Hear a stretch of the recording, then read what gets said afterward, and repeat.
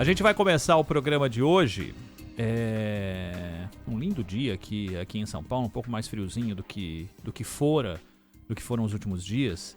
E para falar, claro, da sequência de ações do governo federal, do governo do Rio Grande do Sul, com tudo que está acontecendo lá no Rio Grande e o que vem criando-se perspectiva. Quais as perspectivas que têm sido criadas a partir da passagem das horas, da retirada de entulho, da diminuição do volume de água e tudo que envolve a vida das pessoas, principalmente na capital e na região metropolitana. O Christian Petalas conosco mais uma vez. Tudo bem, Christian? Como vai? Oi, pessoal, boa tarde para vocês. Tudo certo por aí? Por aqui a gente está reconstruindo o Rio Grande do Sul e Porto Alegre. Agora 4 metros e 5 centímetros é o que mede o nível do Rio Guaíba. E ele foi medido, então, a última medição oficial da uma hora da tarde, 1h15 mais ou menos. Com esse volume, alguns bairros como Cidade Baixa, Menino Deus, até o centro histórico de Porto Alegre, eles já começam a secar. A água vai retornando, então, para o Rio Guaíba. E esse movimento dos locais de limpeza, tanto dos prédios e comércios, mas também das calçadas. Ontem acompanhei no bairro Menino Deus, as calçadas, então, pareciam de chão batido. Era muita sujeira, muita lama, estava impregnada pela região. Algumas outras calçadas, meio fio também, e até o próprio meio da rua já estavam limpas. E eram 2 cheiros que impregnavam na região, onde já foi limpo um cheiro muito forte de produto químico, aqueles que são utilizados para lavar, então, banheiros e até áreas de serviço, e no outro um cheiro muito forte de esgoto, de rejeitos, dejetos também, que subiram junto com essa enchente do Guaíba. Nessa semana, então, o Departamento Municipal de Águas e Esgotos, o DEMAI, já deve concentrar esses esforços para reativar as casas de bombas na zona norte de Porto Alegre, que deve ajudar, então, nesse escoamento da água dos bairros como Sarandi e no Moitá. 4 bombas da Sabesp, então, de São Paulo, vieram aqui para o estado para ajudar nesse bombeamento para que a água volte para o Rio Guaíba. 2 já estão instaladas no bairro Sarandi e outras 2 vão ser instaladas nos próximos dias no mesmo bairro. A casa de bombas 4 já foi ligada com um motor para, de fato, então, tirar essa água da Zona Norte de Porto Alegre, ali próximo ao Dom Pedro II, que fica próximo à Sojipa, um clube desportivo aqui de Porto Alegre, na Zona Norte. Hoje, ainda pode ser que a ETA do Moinhos de Vento ela pare para uma manutenção, porque está, de fato, perdendo o rendimento desse tratamento de água da região, que é o fato, então, que afeta o bairro do centro, o bairro Centro Histórico, em Moinhos de Vento, o bairro Independência, os bairros que foram afetados pela enchente, então, aqui no Rio Grande do Sul, principalmente na capital, Porto Alegre, que ficaram sem abastecimento de água também por muitos dias. Inclusive, Zaidan, é o bairro onde eu moro, então, que é afetado. Perguntando nas últimas semanas como estava essa questão, pode ser que a região fique sem água por algumas horas para que essa estação de tratamento seja reativada ou até readequada com manutenção correta.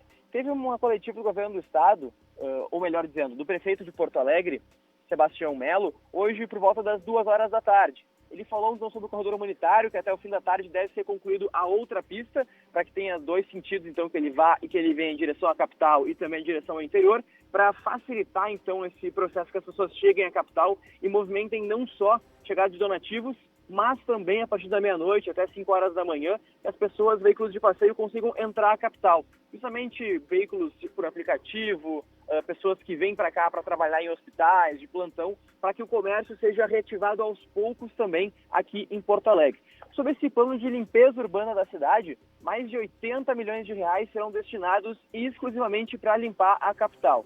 São cerca de 2.405 toneladas que já foram recolhidas por esse Departamento Municipal de Limpezas Urbanas.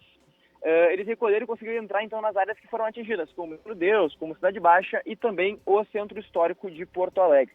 O prefeito também pediu uma suspensão do pagamento de empréstimos aqui na capital, solicitou, então, que seja feito um prazo de 2 anos, com apelo humanitário. Esse impacto gerou cerca de 550 milhões de prejuízo para a cidade de Porto Alegre.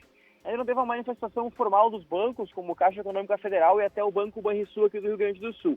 Mas nos próximos dias deve ser conversado, então, com essas entidades financeiras para que esse suporte seja realizado.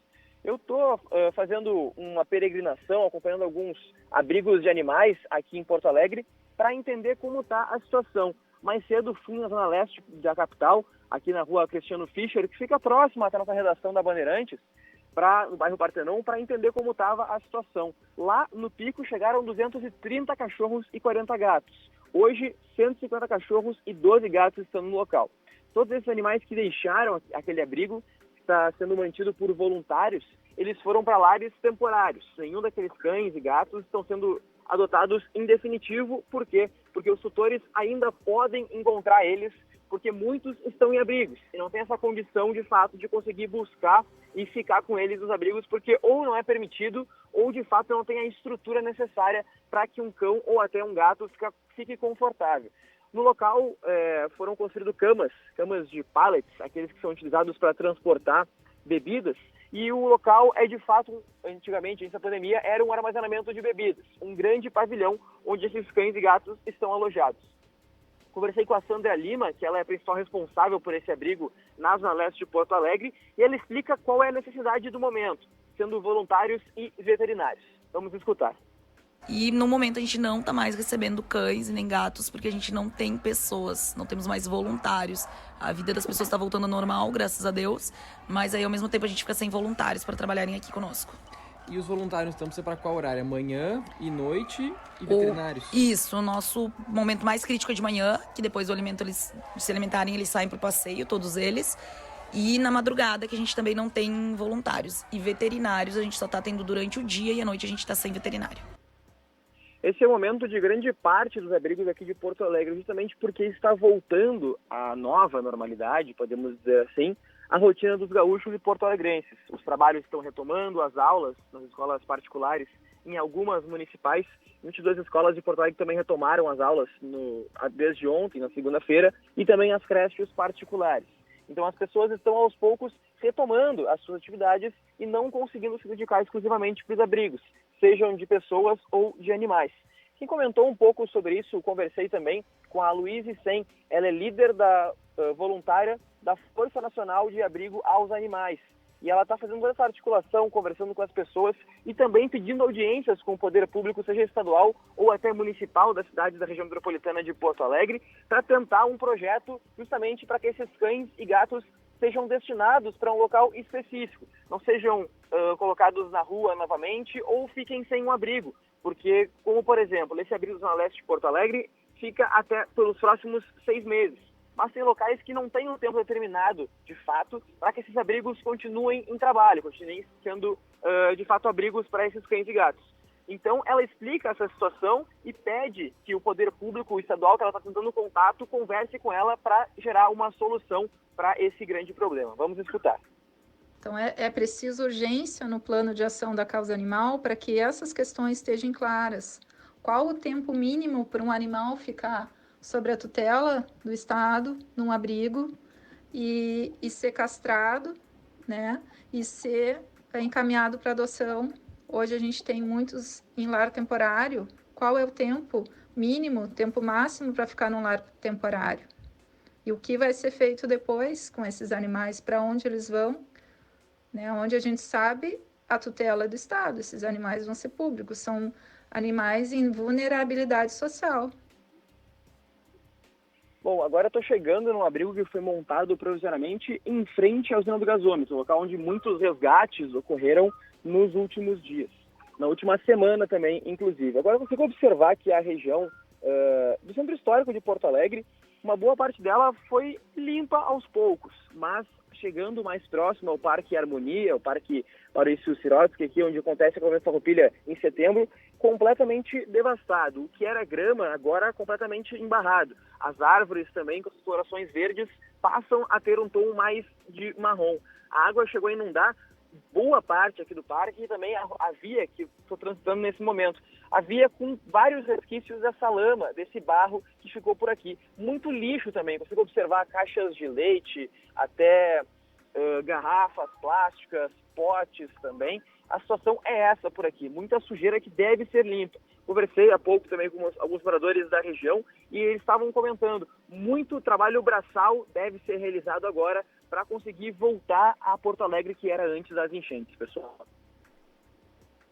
Boa, valeu, Christian. Obrigado pela informação. É preocupante demais, né, Zaidan? Porque o conjunto de mão de obra dedicado a resolver problemas das mais variadas ordens foi monumental, né? Foi monumental. Mas é natural que as coisas vão entrando minimamente nos eixos. E tá aí, um reflexo desse eixo que vai sendo encaixado é a falta de mão de obra para cuidar de uma parte importante desse trabalho, e foi o resgate de animais, né? Muito importante e, claro, isso foi um acontecimento provocado pelo sentimento das pessoas. Não foi só, digamos, a sensação de uma obrigação, né? Mas sentimento. Hoje nós temos um número de pessoas muito maior do que havia antes, né? Em termos relativos, inclusive, não só absolutos, porque aí é uma obviedade, mas de pessoas que gostam de animais, né? E então o número de voluntários tem muito a ver com isso. Pessoas que queriam salvar os animais. Nós tivemos imagens que impressionaram, né? Como parte de um rebanho de gado sendo levado pelas águas, inapelavelmente. A cena dos cavalos, né? Aquele em cima do telhado, o outro que foi subindo, Terceiro escapando andar, das né? águas, de repente estava no terceiro andar de um prédio, né? E os cachorros e gatos, né? Porque o gato, com toda a sua esperteza, mas chega um momento que ele não tem para onde ir, né? A água o cerca completamente. E aquela cena daquele cachorrinho que depois de resgatado continuava Em cima fazendo o movimento de nadar, né? Então tudo isso é muito tocante. E ao mesmo tempo, Ronald, a preocupação com as consequências da enchente.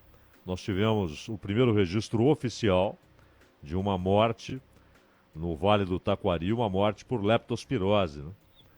E esse é um risco agora muito grande, porque aquilo é transmitido pela urina do rato, aquela bactéria, e depois ela fica muito tempo ali na água ou mesmo na lama. Mesmo depois da água baixar, ela continua na lama. E transmite, mesmo em ferimentos ali imperceptíveis, né, na pele. Às vezes a pessoa nem percebe que tem um pequenininho corte ali, corte muito pequeno, e é suficiente para contaminação. Também entra pelas narinas, pelos olhos, pela boca, enfim. Então, em quadro de enchente, é muito comum leptospirose. E, infelizmente, tivemos o primeiro óbito com causa confirmada lá no Vale do Taquari, no Rio Grande do Sul, morte provocada por leptospirose, Ronald. É isso. Cristian, bom trabalho para você. A gente aguarda a sua participação ao longo da nossa programação, tá bom? Tá bom, muito obrigado. Inclusive, só antes de sair, agora pelas 3 horas estava marcado, mas quando entrei para conversar com vocês não tinha começado ainda. Uma coletiva de imprensa do Inter e do Grêmio, junto com o governo do estado, para anunciar uma parceria entre os dois clubes para, de fato, recuperar aqui a situação do Rio Grande do Sul. Acho que deve ter começado, estamos em 13h15 agora, mais ou menos. O governador Eduardo Leite vai falar, então, com os dois presidentes do Inter nessa coletiva. Vale a pena acompanhar. Você tem ideia do que vão anunciar aí, Cristiano? Eles estavam falando sobre uma parceria de uma nova camiseta, de uma cor roxa, mas estava muito se falando de como ia ser a camiseta, se iam usar nos jogos, se ia ter os símbolos dos dois clubes, como ia ser essa questão. Também estava falando sobre pedir auxílio ao governo do estado para reestruturar o esporte aqui no Rio Grande do Sul, não só o esporte de futebol, mas também diversos clubes que foram afetados de marinha, de náutica, de outros esportes como basquete, vôlei também, por conta da enchente. Então essa é a expectativa, ou investimentos no esporte, ou até uma ação conjunta dos dois clubes para dar a volta por cima nesse momento complicado. Boa, valeu, Christian. Obrigado, um abraço para você. Um abraço. Valeu. Bom trabalho.